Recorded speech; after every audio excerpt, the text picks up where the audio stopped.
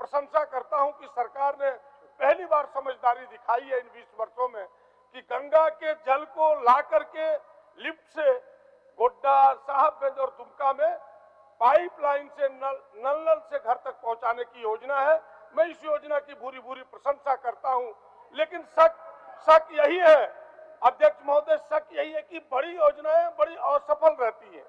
बड़े बड़े ठेकेदार, जिन बातों के सारे लोगों ने जिक्र किया है कि समय पूरा हो, वरना ये योजना घर तक जल नल पहुंचा पाएगी कि नहीं, ये हमें शंका व्यक्त करता है। इसलिए मेरे पास 2-3 छोटे उदाहरण है तो वो शहरी विकास का, लेकिन जल से जुड़ा हुआ है। गोड्डा शहर को पानी देना था अध्यक्ष महोदय, सुंदर डैम से 86 करोड़ की योजना प्रारंभ हुई पहले देना था दिसंबर 2019 तक अध्यक्ष महोदय, उसको एक्सटेंशन मिला मार्च 2021 तक, मार्च 2022 आ गया, अब तक एक बूंद पानी गोड्डा को नहीं मिला। वही हाल है आपके पुनासी जल योजना का कि पुनासी से पानी ला करके देवघर को देना था, पहले क्लियरेंस फॉरेस्ट का नहीं लिया गया, आज बड़ी बाधा बन के खड़ी है। जब मंत्री जी उत्तर देंगे तो कहेंगे ये हमसे नहीं है, ये नगर विकास से है, लेकिन नगर विकास को तो आपने एजेंसी के रूप में दिया है। प्रदीप यादव जी, आज आसन को आप सहयोग करेंगे, निश्चित पूरा सहयोग करेंगे, लेकिन बात तो आनी चाहिए हुजूर। मतलब जो चुना हुआ बात है उसी एकदम चुना हुआ, लेकिन जो बात 2 विधायक आप लोग मेरे साथ हैं, 2 विधायक अध्यक्ष महोदय, मैं बात प्रारंभ करता हूं। जो डिमांड्स आए हैं सरकार की ओर से, जल संसाधन विभाग के पेयजल स्वच्छता के जल को महत्व को देखते हुए उसका समर्थन करता हूं, और जिन महानुभावों ने कटौती प्रस्ताव लाया उनके नासमझी को भी प्रणाम करते हुए उनके इस कटौती का विरोध करता हूं, और ये कहते हुए रणधीर जी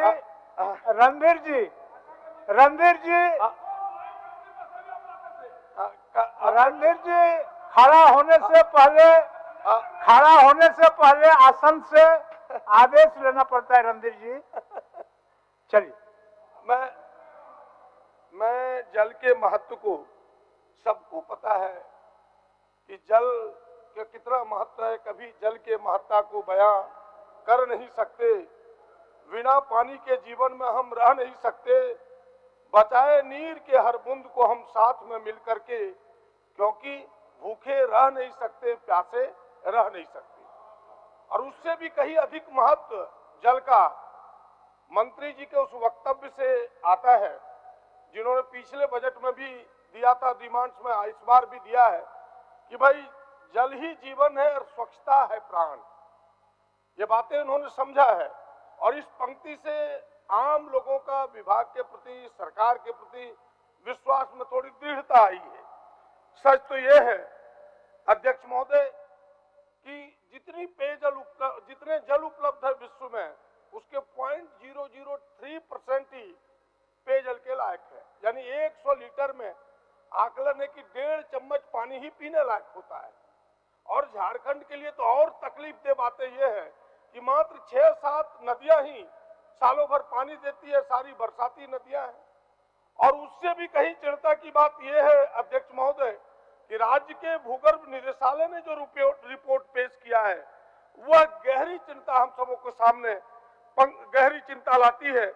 वह चिंता यह है कि कुछ इलाकों में और कुछ जिलों में, जैसे झरिया, धनबाद, रांची, जमशेदपुर, बोकारो, रामगढ़ और हमारा गोड्डा जिला, इस ओर उन्होंने रेड अलर्ट किया है कि मात्र 2002 से 2021 के बीच 6 मीटर भूगर्भ के जो जल है वो नीचे चला गया। 6 मीटर, आप समझ सकते हैं अध्यक्ष महोदय। और इतना ही नहीं, उन्होंने कहा कि जो हमारे यह जो सरफेस वाटर है 84% हमारा बर्बाद हो रहा है, यानी 1200 mm जो वर्षा होती है सारा बर्बाद हो रहा है। 74% उन्होंने शंका व्यक्त किया है कि भूगर्भ के जल का हम दोहन कर रहे हैं, ये तो सतही जल 84% बर्बाद हो रहा है सभापति महोदय। इन तमाम बातों को ध्यान में रख करके सरकार को अपने पेयजल विभाग की चीजों को आगे बढ़ाना होगा, जल संसाधन विभाग को आगे बढ़ाना होगा। हम केवल ये कह दें एक पंक्ति में कि हम जल का दोहन नहीं करेंगे तो उससे नहीं चलेगा, हमें उसका विकल्प देना होगा। और मैं प्रशंसा करता हूं कि सरकार ने पहली बार समझदारी दिखाई है इन 20 वर्षों में कि गंगा के जल को ला करके लिफ्ट से गोड्डा, साहबगंज और दुमका में पाइपलाइन से नल से घर तक पहुंचाने की योजना है। मैं इस योजना की भूरी भूरी प्रशंसा करता हूं, लेकिन शक यही है अध्यक्ष महोदय, शक यही है कि बड़ी योजनाएं बड़ी असफल रहती हैं। बड़े बड़े ठेकेदार, जिन बातों के सारे लोगों ने जिक्र किया है कि 100 समय पूरा हो, वरना ये योजना घर तक जल नल पहुंचा पाएगी कि नहीं, ये हमें शंका व्यक्त करता है। इसलिए मेरे पास 2-3 छोटे छोटे उदाहरण है तो वो शहरी विकास का, लेकिन जल से जुड़ा हुआ है।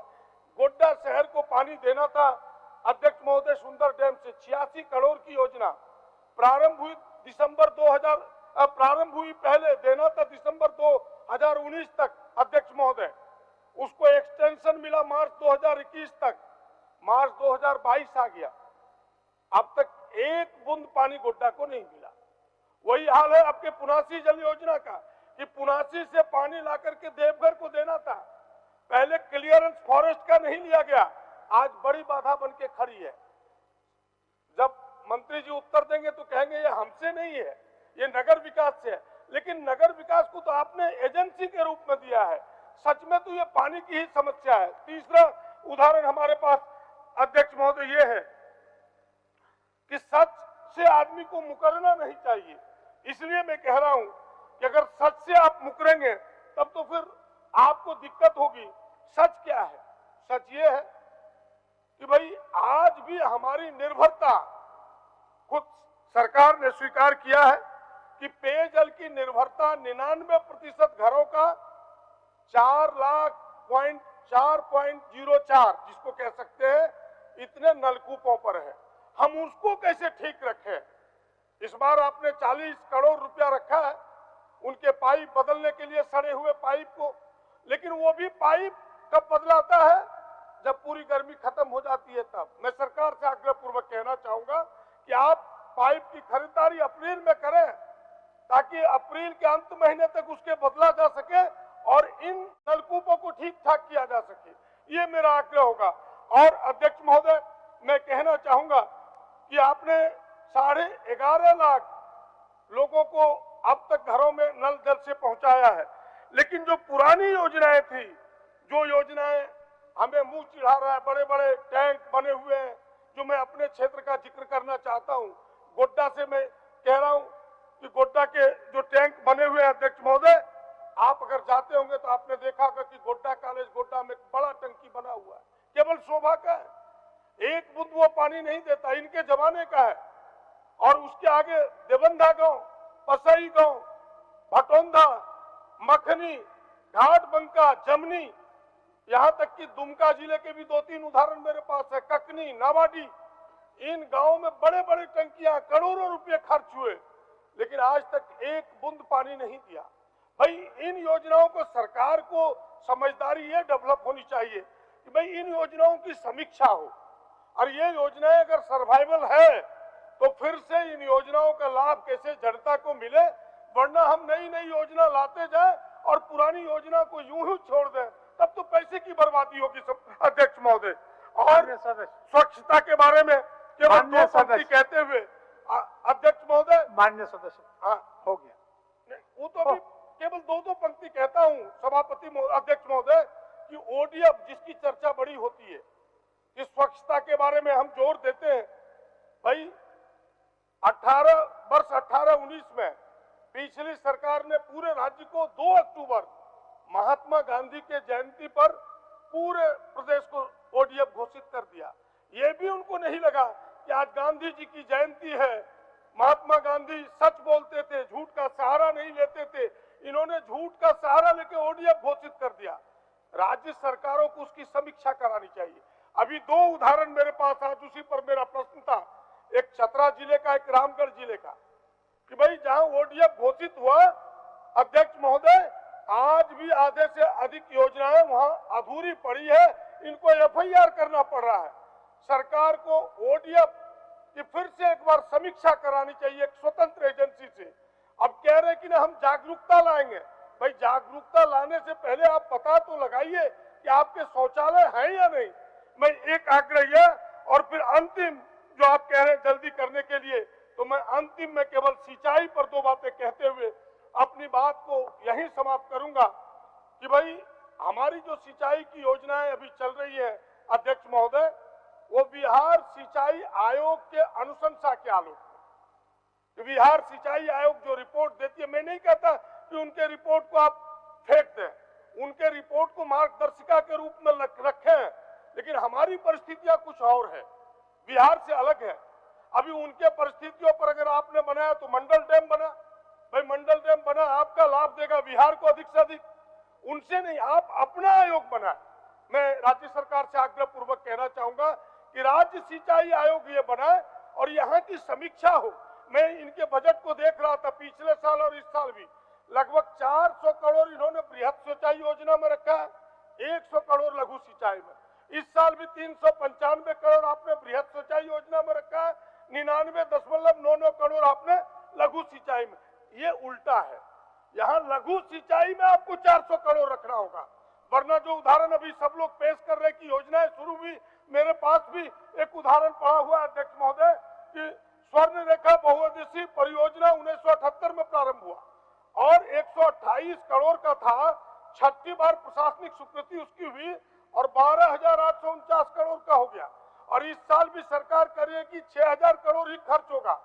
ये 12,000 खर्च करने में अध्यक्ष महोदय 10वीं बार इनको फिर से सीएस करना होगा, इसलिए इन छोटी छोटी योजनाओं में सरकार खर्च करे। माननीय तो राज्य की अंतिम ही है, 1 मिनट से भी कम समय ले रहा हूं अध्यक्ष महोदय, कि ये जो मेरा आग्रह इतना ही होगा कि जो हमारे आहार है, हमारे तालाब है, हमारे छोटे छोटे चेक डैम की संभावना है, जिस प्रकार से मसलिया और रामेश्वर में पाइपलाइन से पानी की शुरुआत की है, अच्छी शुरुआत है, ये शुरुआत होनी चाहिए लघु सिंचाई योजनाओं के माध्यम से, ताकि खेतों तक पानी पहुंचे।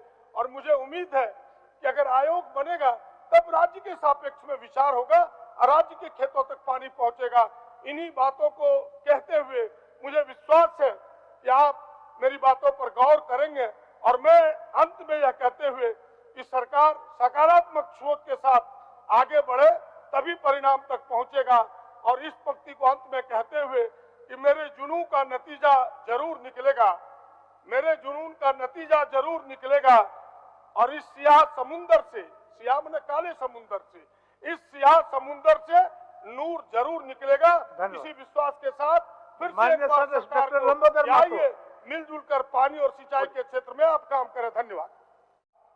क्योंकि जिनको सुनाने के लिए इतनी तैयारी की गई थी वो लोग यहाँ पर मंत्री महोदय, मेरा एक था ये कि भाई आप अच्छे अच्छे कामों को अंजाम दे रहे हैं, लेकिन जो पुराने पाप की गठरी है, हमने इस और आपको इंगित किया कि ओडीएफ जो 2 अक्टूबर को ओडीएफ घोषित हुआ 18-19 में पूरा प्रदेश, जिसकी सच्चाई आपको पता है और आप और हम एक एक लोग जानते हैं कि आप कह रहे हैं कि हम महिलाओं को, पुरुषों को, ग्रामीणों को जागरूक करेंगे शौचालय में जाने के लिए। आपने लिखा है अपने वक्तव्य में, भाई वो शौचालय रहे तब तो, वो शौचालय के लायक, शौच के लायक रहे तब तो। और मैं गारंटी चैलेंज के साथ कह सकता हूं, जो हमने देखा है बड़ी नजदीक से, आप एक एक सदस्य दिल पर हाथ रख के कहिए कि उसमें 80% बेकार है। वो कोई गोईठा रखता है, कोई कोयला रखता है, कोई नरवा रखता है, तो आप करेंगे। ओडीएफ घोषित आपने कर दिया, क्या मुख्यमंत्री जी भी मुस्कुरा रहे इन बातों पर? सच यही है। तो भाई एक स्वतंत्र एजेंसी से अध्यक्ष महोदय असेसमेंट कराए। आपने कई जगह आपके डीसी एक्टिव होकर के एफआईआर कर रहे हैं, ये कर रहे हैं, वो तो ठीक है, आप स्वतंत्र एजेंसी से असेसमेंट कराए और जो नहीं बना है, जिन लायक नहीं है, किन कारणों से ढूंढ करके कैसे शौचालय लोगों को उपलब्ध हो, या तो फिर सामूहिक शौचालय को आप बढ़ाएं ताकि यह राज्य ओडीएफ घोषित हो और उस दिशा में हमारा स्वच्छता की दिशा में मजबूत कदम बढ़े। उस पर आप प्रकाश डालें। बोलिए।